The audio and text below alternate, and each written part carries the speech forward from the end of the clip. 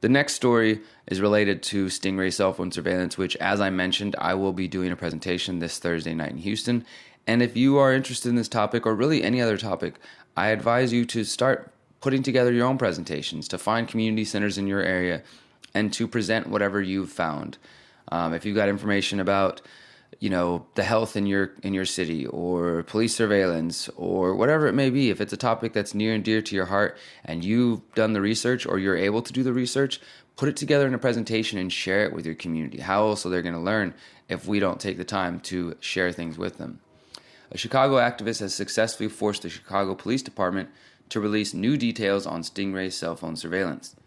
And a rare victory against the secrecy that often shrouds state surveillance, a Cook County, Illinois judge has ordered the Chicago Police Department to allow her to review documents related to cell phone surveillance tools, which are sometimes known as Stingrays. So this ruling comes from a Chicago activist, Freddie Martinez, who filed the Freedom of Information Act request with the Chicago Police Department in 2014. He was attempting to gain information regarding when, where, how, and why the Chicago police deploy the Stingrays.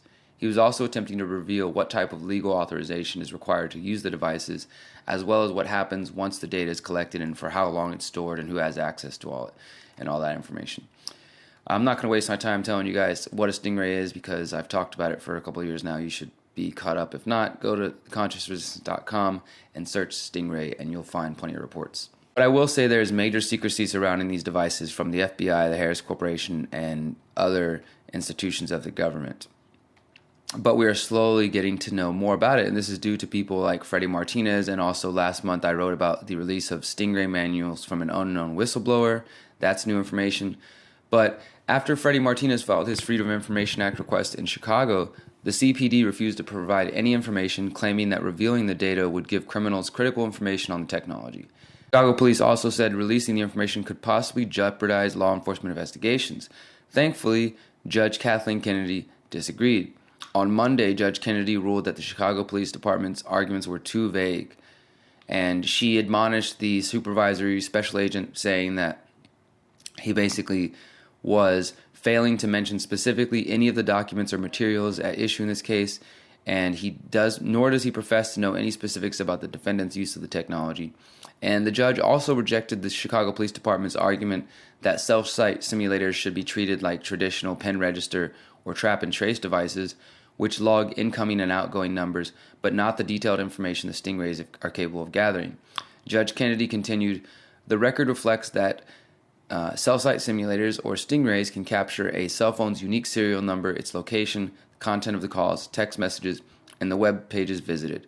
Because of this, the capabilities are broader. It is improper to equate them and to treat them as pen register and trap and trace devices." And that is a big distinction to make. Most of the judges have no idea when they're getting these requests for pen register or trap and trace that they're actually approving a Stingray, because so little is known about the devices and there's so much secrecy. So in response to this, the judge ordered the Chicago Police Department to turn over the requested documents for an in-camera review by January 25th, 1 week from today, on Monday, next Monday.